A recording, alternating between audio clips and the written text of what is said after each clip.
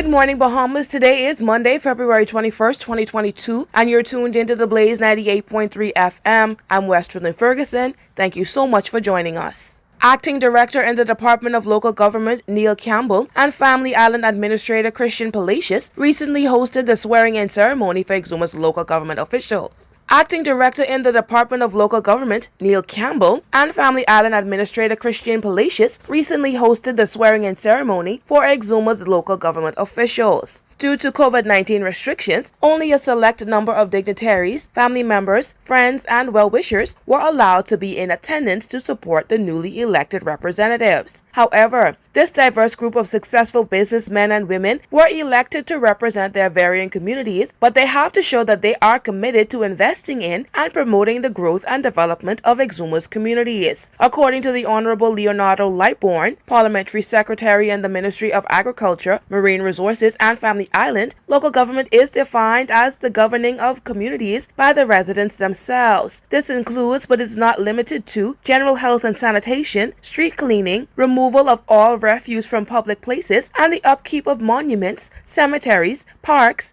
beaches, children's playgrounds, and recreational grounds. Mr. Lightbourne states that the work of local government practitioners was extensive, but worth doing well.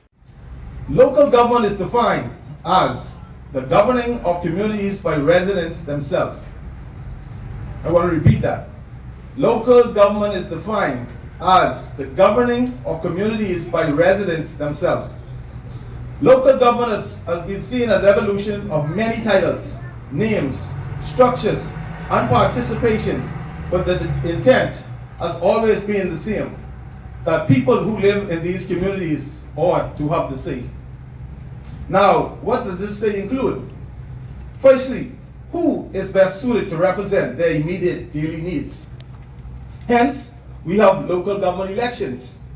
Secondly, who is best to represent you statutorily? Town Planning Board. This includes plans, zonings, building controls, road traffic board, traffic schemes, empowerment of franchises alike. Hotel Licensing Board, inclusive of those boutique hotels, the type of guest offerings, the standard of guest offerings, and the removal of unnecessary red tape. Then there's the Port Authority Board. This is inclusive of the docks, boats, boat ramps, and the provisions of waters and enhancement of resort offerings to and local fishermen, while giving accessibility to our tour boat operators. The purpose of local government, in essence, is to bring governance closer to the people. Deputy Prime Minister and Member of Parliament for the Exumas and Ragged Island, the Honorable I. Chester Cooper, gave the keynote address where he noted that the government of the Bahamas could not function at its fullest capacity without local government participation, and he pledged his support to Minister Clay Sweeting and his ministry. We have an archipelago, and the only way to manage all of these islands would be through local participation and local government. Make no mistake about it.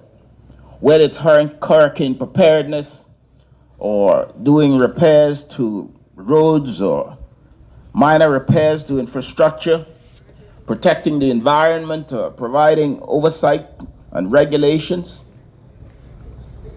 there is no way that this could be done from Nassau. And we must never underestimate the significance of decentralizing the government of the Bahamas in the most effective form through local government. Is it perfect? No. Do we need more reforms, Minister? Absolutely yes. But it's the local government we've got.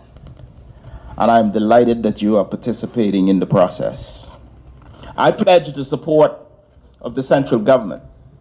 We recognize the need for cohesion, connectivity with these many islands. And Minister Sweeting referenced the constituency of the Prime Minister and the Deputy Prime Minister and the Minister. We hold Family Islands close to our hearts. The reforms that Minister Sweeting will bring to local government will have the absolute support of the Prime Minister and myself, and I want to pledge that publicly tonight. During the swearing-in ceremony, Mr. Neil Campbell led the distinguished group in solemn oaths and congratulated them. Mr. Kendall McPhee was sworn in as Chief Counselor, Mr. Clay Smith as Deputy Chief Counselor, and other counselors include Sherelle McKenzie, Monique Morley, Ishman Smith, Javin Roll, Leonardo Roll, Theophilus Gray, Shivago McPhee, Vernice Forbes, and Glenn Davis. Chief Counselor McPhee expressed thanks and appreciation to his fellow colleagues for electing him and assured them that he is committed to the island of Exuma. He noted that limited resources have been allocated to the district, but he and his team will ensure that all settlements are further developed. He also assured that his team will partner with the central government for the betterment of Exuma and the Bahamas.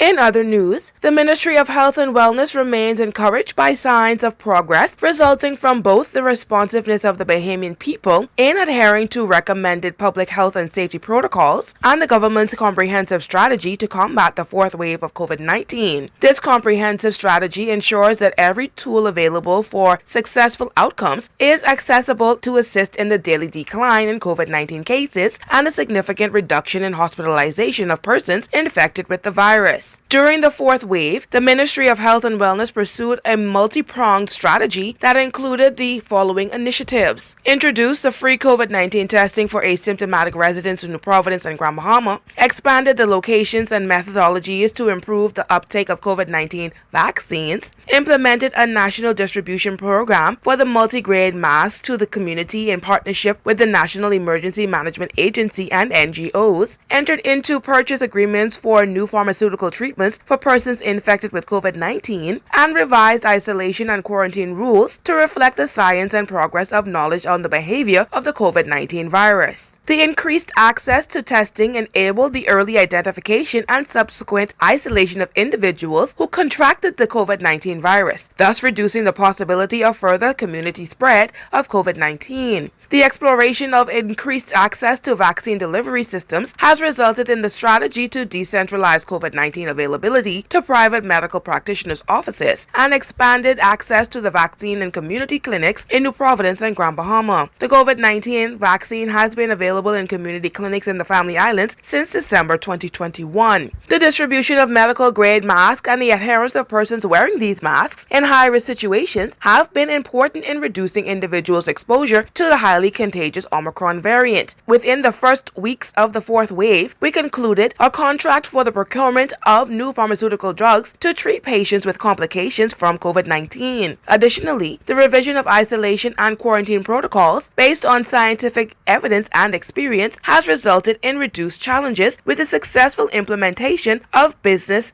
plans in the face of COVID-19 across all sectors. The measured success experienced in the management of the pandemic is the product of every sector of society. It demonstrates what we can achieve together if we are minded to work together to improve the Bahamian society. The ministry has played its role in the mandate and commitments laid out in the blueprint for change. On the wings of this success, the advisory committee has made some recommendations to revise the health services rules in the pathway to restoring normalcy. It is noted that as the situation improves, the public can expect more revisions to remove or to relax restrictions. However, the public is reminded that the relaxation of certain restrictions could be tightened if the picture of the pandemic worsens to reduce the further spread of COVID-19 and to prevent risking injury to the economy. The ministry encourages Bahamians who have not yet been vaccinated or received their booster shots to make an appointment today to protect themselves against the possibility of becoming infected or hospitalized with any new COVID-19 variants and spikes. The Ministry of Health and Wellness announced the following adjustments in their health and safety protocols effective February 20th, 2022. Religious instruction and activities. A church or place of religious instruction or worship may conduct services, including a wedding or a funeral, in accordance with the protocols issued or approved by the Ministry of Health and Wellness. Attendance is limited to 50% of the occupancy of the facility where the service is being conducted. The applicable protocols issued or approved by the Ministry of Health and Wellness is in respect of that church or place of religious instruction or worship, and it is adhered to. Funerals. Funeral services may now be conducted in the church or place of religious activity with the casket or urn present, provided that all COVID-19 protocols and any other protocols issued or approved by the Ministry of Health and Wellness are observed. A funeral service may be held at a graveside provided that all attendees and officiants adhere to the COVID-19 protocols and any protocols issued or approved by the Ministry of Health and Wellness. Group exercise. Indoor group exercise is permitted subject to Rule 94A of the Health Services COVID-19 General Rules Act 2021, provided that the group is limited to not more than 30 people. Restaurants. Restaurants must ensure that all patrons are fully vaccinated or have a valid negative rapid antigen test result. The maximum seating shall be 75% of the seating capacity. Restaurants are required to ensure that all patrons observe mask-wearing protocols as outlined by the Ministry of Health and Wellness. Social gatherings. Social gatherings may be held or attended indoors, provided that they are held at a private residence with no more than 40 people. Social gatherings may be held or attended at a facility, provided that all attendees are either fully vaccinated or present a valid negative COVID-19 test result and all COVID-19 protocols are adhered to. Social gatherings may be held outdoors with not more than 100 people, provided that all attendees are fully vaccinated or present a negative COVID-19 test and all COVID-19 protocols are adhered to. The public is reminded that large gathering events remain prohibited at this time.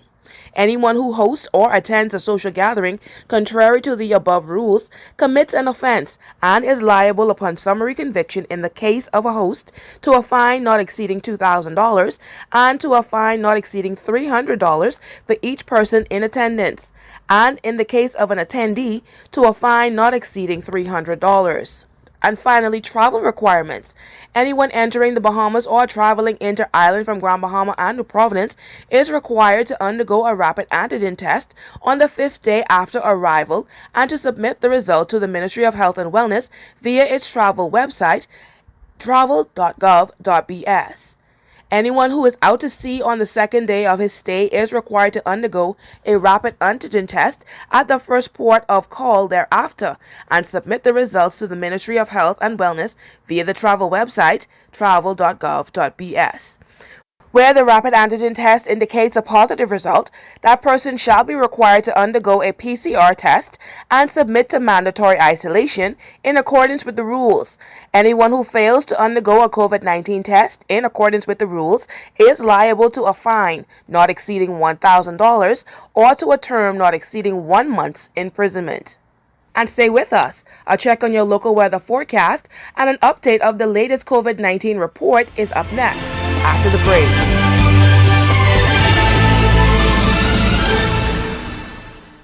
New Cash and Go mobile wallet. The mobile wallet will allow you to load funds from any branded debit or credit card free of charge. Send funds locally to others with the wallet using just their mobile number. Pay utility bills and more. It helps you keep track of your daily transactions. Download the mobile app from the Play Store, while Apple users can contact info@paylanesnow.com. Cash and Go's new mobile wallet. Easy, simple, safe, and secure. Welcome back. The Bahamas has hit a new milestone as over 33,000 COVID-19 cases have been recorded since the start of the pandemic in 2020. According to the latest COVID dashboard report number 691, the Bahamas Ministry of Health has reported 33 COVID-19 cases yesterday, bringing the overall total to 33,005 cases. There were 79 recoveries reported for the day, with the total recoveries at 25,638. There are now 768 deaths. The latest victims are 2 women from Grand Bahama who died on January 26th and February 4th, respectively. There are 40 hospitalized cases. 3 patients are being treated in the intensive care unit, and the remaining 38 cases are considered moderately ill. As always, the Blaze 98.3 FM advises its listeners to continue to tune into this radio station for any updates provided by the Ministry of Health and Wellness. Now here's our Gigi Presenti with your local weather forecast.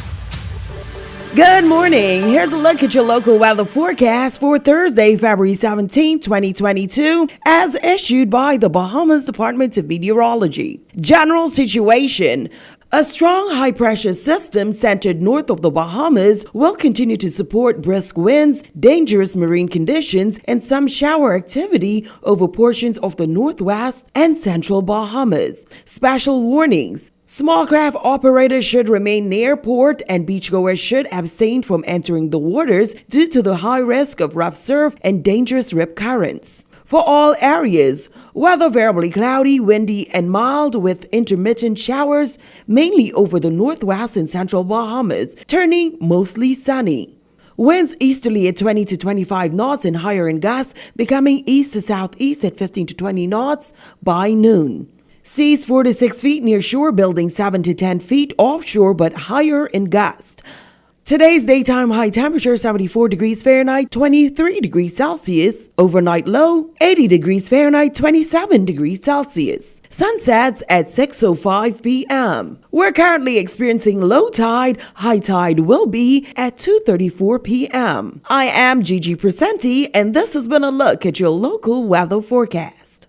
Thanks, Gigi, and thanks to our listeners for tuning in to the Blaze 98.3 FM. Tune in again at 1 p.m. for highlights of what's to come in the 7 p.m. newscast with Samarco Lightborn. I'm Westerlyn Ferguson. Have a great day, Bahamas.